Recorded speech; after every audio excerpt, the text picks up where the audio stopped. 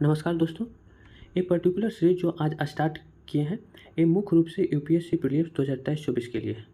इस सप्ताह में 2 या 3 दिन चलेगा। इसमें सारे टॉपिक कवर किया जाएगा और इसकी अच्छी तरह से डिस्कशन भी किया जाएगा। तो वीडियो थोड़ा लंबा होगा तो कोऑपरेट करना और अच्छी तरह से इसे सीखने का कोशिश करना। तो अगर आप चैनल पे नए हो तो चैनल को सब्सक्राइब करना ना भूलो और अपने दोस्तों को भी शेयर करो। तो चलो स्टार्ट करते हैं। टेस्ट नंबर फर्स्ट और क्वेश्चन नंबर फर्स्ट। फर्स्ट में क्या है? वैश्विक जेंडर गैप रिपोर्ट द्वारा रैंकिंग देशों में लैंगिक समानता की दिशा में उनकी प्रगति पर निम्नलिखित में से किस सूचकांक का मूल्यांकन किया जाता है? इसमें वैश्विक जो जेंडर गैप है किसकी सूचकांक को इसमें मूल्यांकन किया जाता है? ऑप्शन नंबर फर्स्ट है आर्थिक भागीदारी, राजनीतिक भागीदारी, शिक्षा, स्वास्थ्य और पोषण। तो ये चारों इसमें वैश्विक जो जेंडर गैप है इसमें चारों चीज़ को मेजर किया जाता है। तो हमारा जो ऑप्शन हो जाएगा यहाँ पे दिया है, सही उत्तर का चयन करें। केवल फर्स्ट केवल 1 2 2 3 और 4, 1 2 3 और 1 2 3 4। तो क्या हो जाएगा? हमारा ऑप्शन हो जाएगा ऑप्शन नंबर डी। अब इसके बारे में थोड़ा देख लेते हैं, डिटेल से इसको कर लेते हैं। थोड़ा वीडियो लंबा होगा तो कोऑपरेट करना, क्योंकि इससे हम बहुत कुछ सीखेंगे।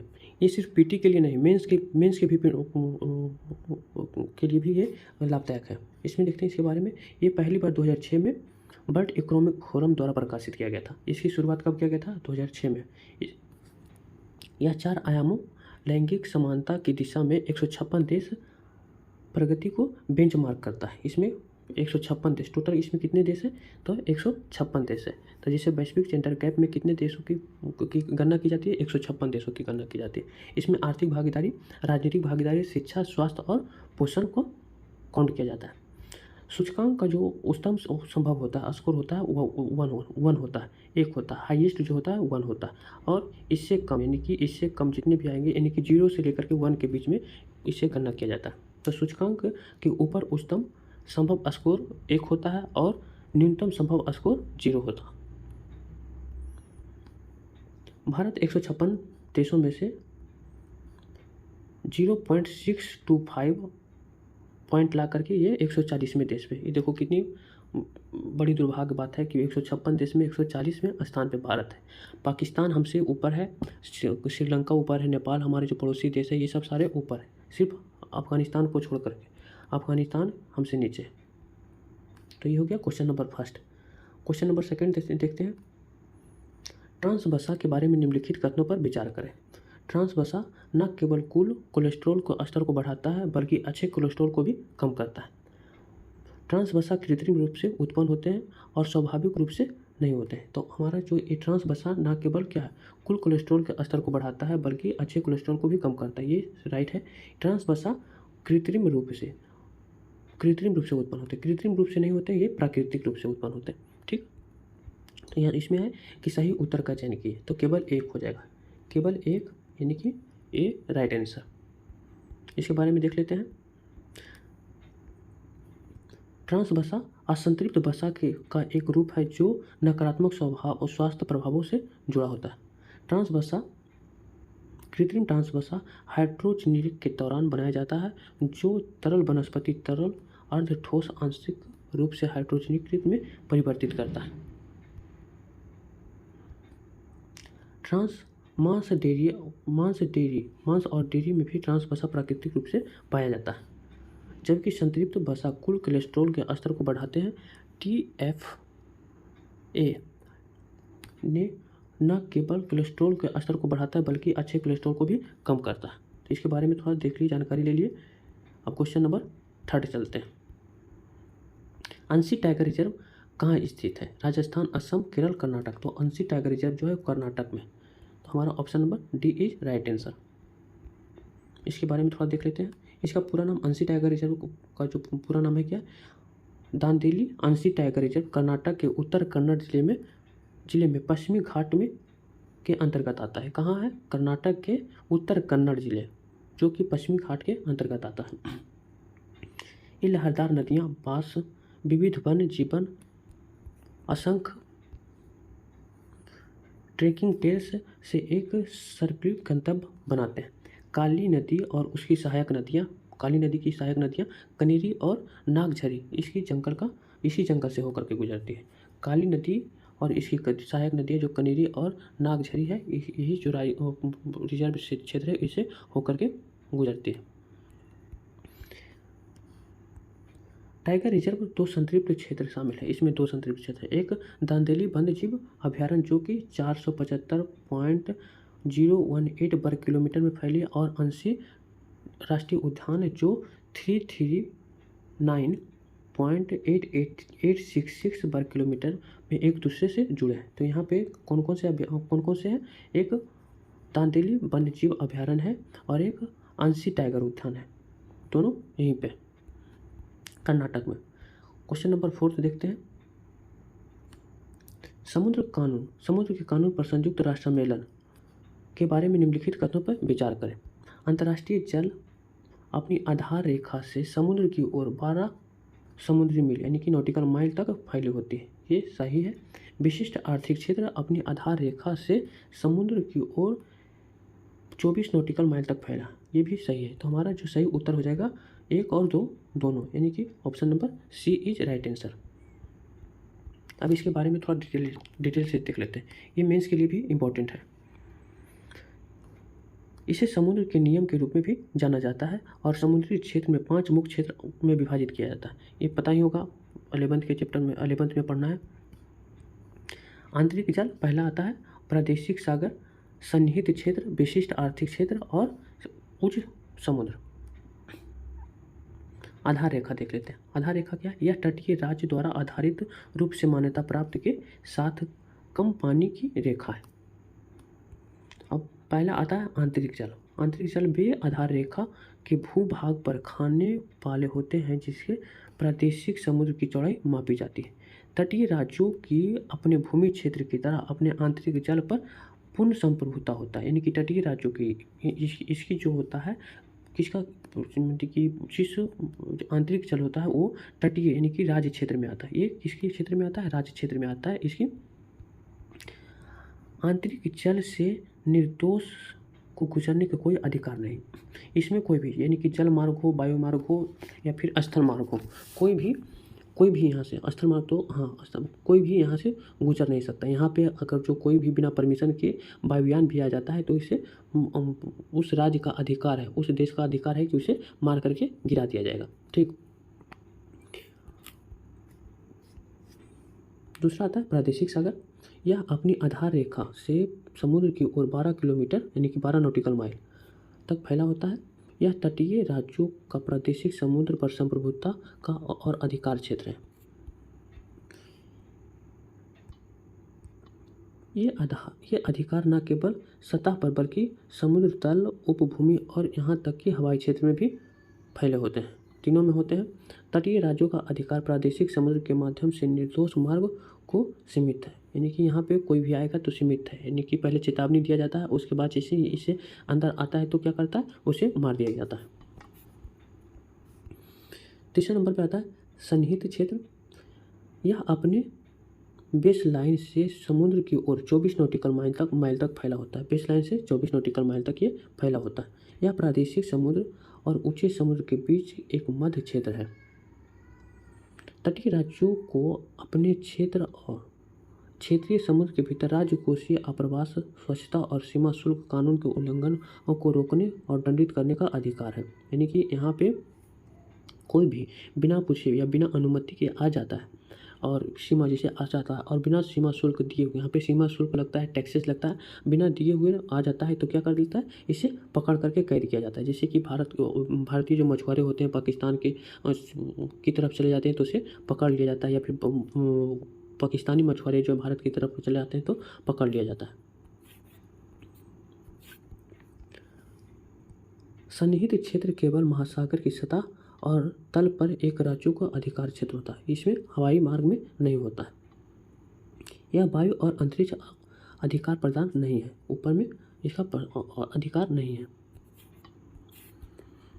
विशेष आर्थिक क्षेत्र, इसके बारे में देख लेते हैं। तटीय राज्य अपने प्रादेशिक समुद्र से परे और उसके आसपास के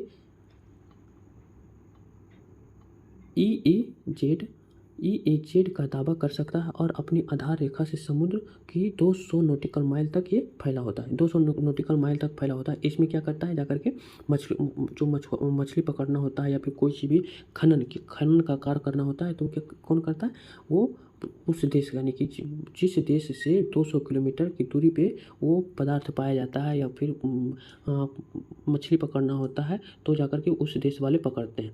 ठीक। राज्य के पास प्राकृतिक संसाधनों की खोज, दोहन, संरक्षण और प्रबंधन के उद्देश्य से संप्रभु अधिकार है।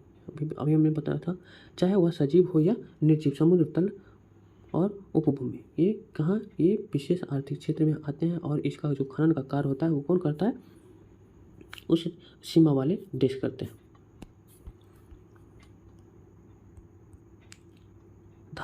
धाराओं और हवा से ऊर्जा उत्पादन जैसी गतिविधियों को करने का अधिकार है। जैसे जो भी ज्वार भाटा से उत्पन्न जो ऊर्जा होता है, बिजली बनाया जाता है, तो यहाँ पे 200 नॉटिकल माइल अपने समुद्र तट से 200 नॉटिकल माइल तक क्या कर सकते हैं, लगा सकते हैं, या फिर पवन चक्की को स्थापित कर सकते हैं 200 नॉटिकल माइल तक। ये सब जैसे पूछा जा सकता है या फिर मेंस में इसे कोट कर सकते हैं। EEZ बहुत सीमित अपवादों पर अधीन किसी तटीय राज्य को नेविगेशन या ओवरफ्लाइट की स्वतंत्रता को प्रतिबंधित या सीमित करने का अधिकार नहीं है। यहाँ पे क्या अधिकार नहीं है, कोई भी विशेष आर्थिक क्षेत्र में कोई भी आवागमन कर सकता है, जा सकता है, या फिर समुद्र में हो या फिर वायुमंडल में हो, कहीं भी आ जा सकता है, इसमें कोई रोक टोक नहीं है।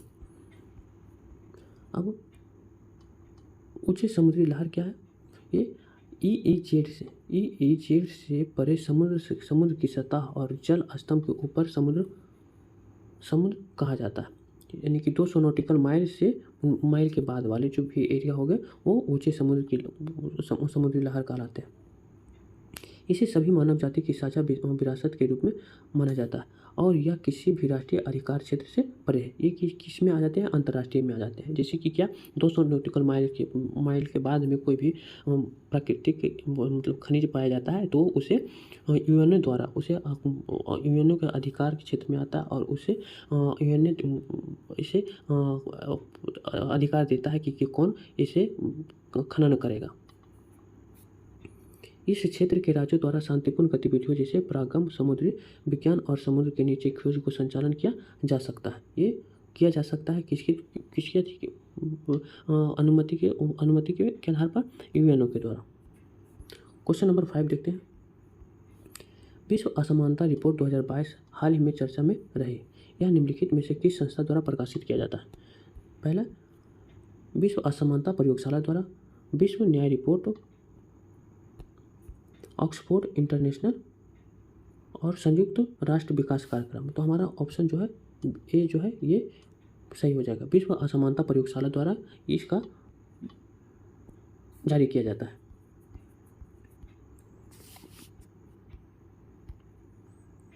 रिपोर्ट विश्व असमानता लैब द्वारा जारी की गई थी, जिसका उद्देश्य वैश्विक असमानता गतिशीलता पर अनुसंधान को बढ़ावा देना है।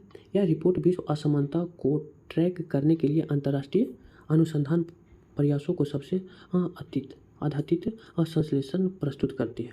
दुनिया में सबसे गरीब आधी आबादी के पास मुश्किल से कोई संपत्ति नहीं है। जो गरीब आधी आबादी है उसके पास कोई संपत्ति नहीं है, जिसके पास कुल संपत्ति का सिर्फ 2% हिस्सा है। जितने भी गरीबी रेखा के अंदर आते हैं उसके पास कुल संपत्ति उसका आधा जो भी है वो गरीब उसके पास केवल विश्व की 2% ही हिस्सा उसके पास है। जबकि दुनिया की सबसे अमीर 10% आबादी का कुल संपत्ति 76% है। यानी कि 10% अमीर के पास टोटल कितना है, 76% हिस्सा है। सोच लो असमानता कितना है, भारत में तो खास करके और ज़्यादा। क्वेश्चन नंबर 6 देखते हैं। निम्नलिखित कथनों पर विचार करें। केन और बेतवा नदी यमुना की सहायक नदियां हैं, सही है। केन नदी पन्ना टाइगर रिजर्व से होकर के गुजरती है, ये भी सही है। केन बेतवा नदियों को जोड़ने की परियोजना बुंदेलखंड क्षेत्र में है, ये भी सही है। तो हमारा आंसर जो हो जाएगा कौन हो जाएगा, option number D 1 2 3, option number D सही हो जाएगा। इसके बारे में थोड़ा देख लेते हैं। केन और बेतवा नदी मध्य प्रदेश में निकलती है, मध्य प्रदेश से निकलती है, यहाँ से होगा में नहीं, मध्य प्रदेश से निकलती है। और यमुना की सहायक नदियाँ, ये यमुना की सहायक नदियाँ केन यूपी के बंदा जिले में यमुना में मिलती है और यूपी के हरिमपुर जिले में बेतवा मिलती है। केन कहाँ बंदा जिले में मिलती है और हरिमपुर जिले में बेतवा करके मिलती है।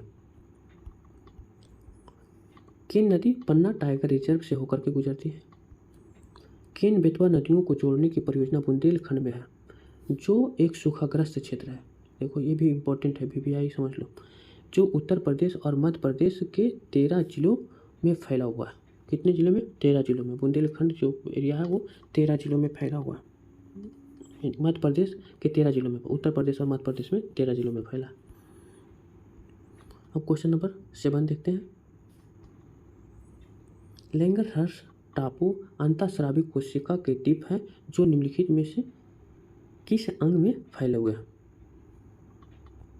जिगर, जो गलत है। अग्नाशय सही है। आहार नली गलत है। पेट गलत है। ये कहाँ है, किस में फैला है? अग्नाशय में फैला हुआ, अग्नाशय में। इसके बारे में थोड़ा सा डिटेल में देख लेते हैं। लैंगरहर्स द्वीप, यह अग्नाशय में बिखरे हुए अंतःस्रावी कोशिका के द्वीप है। कहाँ है? अग्नाशय में। इसमें 4 प्रकार की कोशिकाएं होती है। अल्फा कोशिका जो कि ग्लूकान का स्राव करती है, अल्फा जो है ग्लूकान का स्राव करती है। बीटा कोशिकाएं जो इंसुलिन का स्राव करती है और डेल्टा कोशिकाएं जो सोमेटोस्टेटिन का स्राव करती है और एफ कोशिकाएं जो होता है वो अग्नाशयी पॉलीपेप्टाइड का स्राव करती है। ऐसा नाम थोड़ा सा था, ये नाम पहली बार सुन रही है, इस पर कन्फ्यूजन लग रहा है, इसे आप गूगल कर लेना, देख लेना थोड़ा सा इसके बारे में। चलो क्वेश्चन नंबर 8 देखते हैं। क्लाउडेड लेपर्ड्स के बारे में निम्नलिखित कथनों पे विचार करें। क्लाउडेड लेपर्ड्स क्या है? एक बिल्ली है। देखते हैं ऑप्शन। फर्स्ट, ये बड़ी जंगली बिल्ली प्रजातियों की सबसे छोटी है, सही है। ये हिमालय क्षेत्र के लिए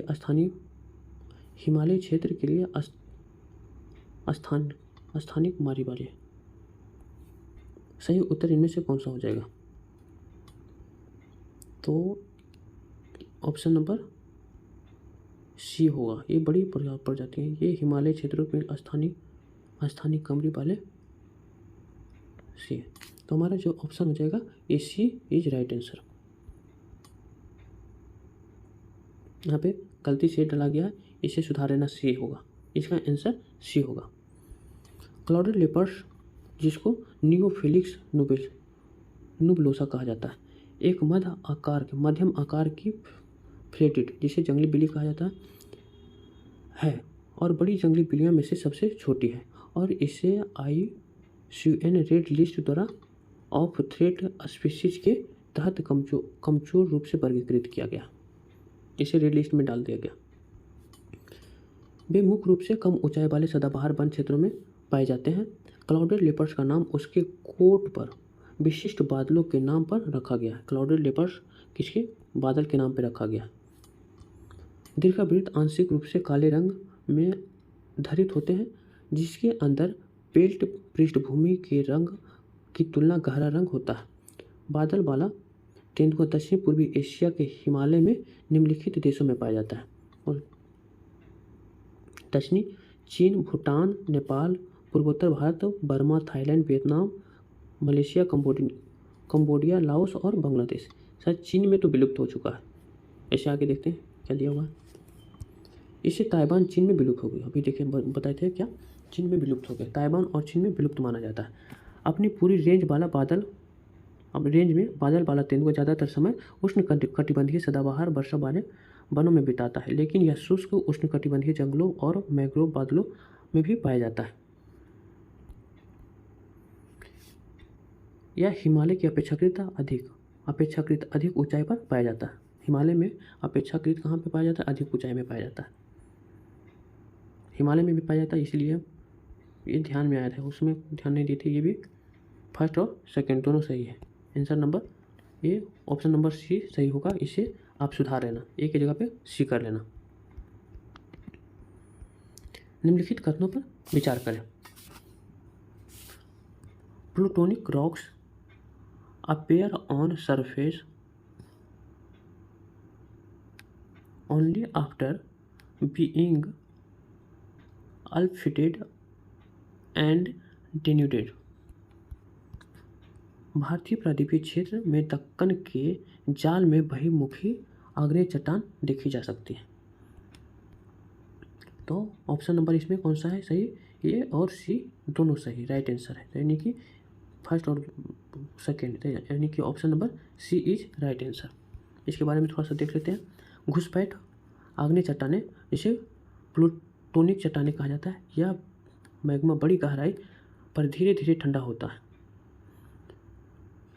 तो चट्टानों में बनने वाले खनिज दाने बड़े होते हैं। धीरे धीरे जब ठंडा होता है तब क्या इनकी इसकी दाने क्या होगी? बड़े बड़े होंगे। ऐसी चट्टानों को घुसपैठ चट्टानें या प्लूटोनिक चट्टानें जिसे ग्रेनाइट कहा जाता है। ये चट्टानें ऊपर उठने और खंडित होने के बाद सतह पर दिखाई देती है। बहिर्मुखी आग्नेय चट्टानें, लावा या ज्वालामुखी चट्टानें, यह सतह के ठीक नीचे मैग्मा या सतह के ऊपर लावा का अचानक ठंडा होने से चट्टानों छोटे और चिकने दाने बन जाते हैं, क्योंकि तेजी से ठंडा होने और क्रिस्टलीकरण को रोकता है। परिणाम स्वरूप ऐसी चट्टानें महीन दाने वाली होती है। यानी कि जो महीन दाने वाली, यानी कि जब तेज़ी से जब ठंडा हो जाता है तो क्या हो जाएगा?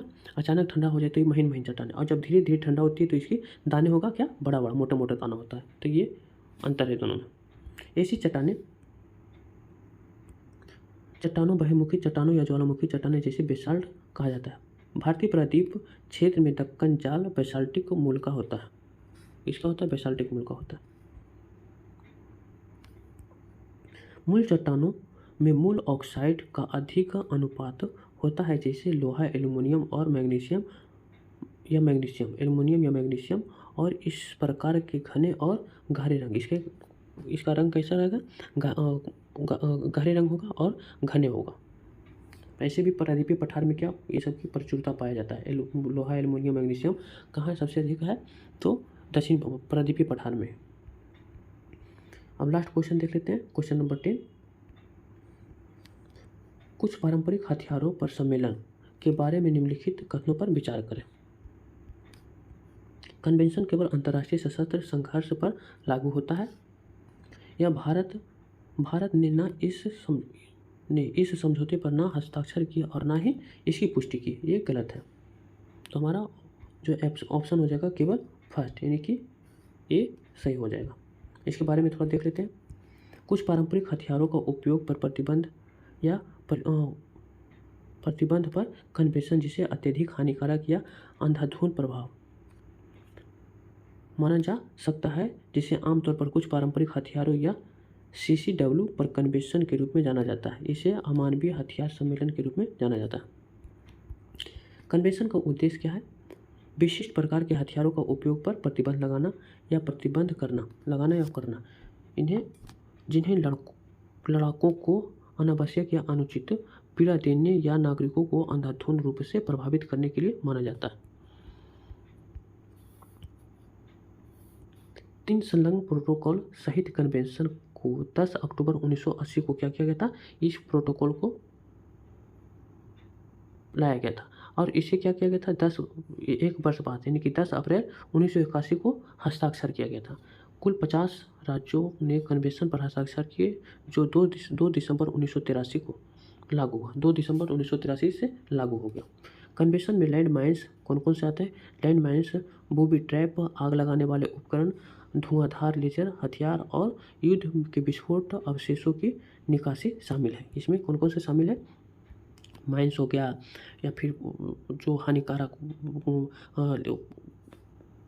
विस्फोटक हो गया, या लेजर हो गया, धुआंधार और लेजर, ये सब क्या है इसमें शामिल है। कन्वेंशन और इसके संलग्न प्रोटोकॉल अंतर्राष्ट्रीय और गैर अंतर्राष्ट्रीय दोनों प्रकार के सशस्त्र संघर्षों में लागू होते हैं। भारत ने इस समझौते पर हस्ताक्षर किया और साथ ही इसकी पुष्टि भी की है। तो हमारा जो आज का सीरीज है वो समाप्त होता है। आपको कैसा लगा आप कमेंट करके ज़रूर बताइएगा, और किस टाइप का क्वेश्चन इसमें ज़्यादा डालें, करेंट बेसिस या फिर हिस्ट्री का क्वेश्चंस। ऐसे तो मैं समझता हूँ कि मिक्स क्वेश्चंस ही डालेंगे, जैसे कि आज डाले हैं। और हिस्ट्री का क्वेश्चंस नहीं था, हिस्ट्री का भी क्वेश्चन डालने की कोशिश करेंगे, और पॉलिटिक्स सारा रहेगा। आप टेंशन ना लें। और वैसे आप अपना सुझाव कमेंट में कर सकते हो, दे सकते हो। आपको अच्छा लगा हो तो लाइक, दोस्तों को शेयर करो, और नए हो तो चैनल को सब्सक्राइब करो। Thank you very much.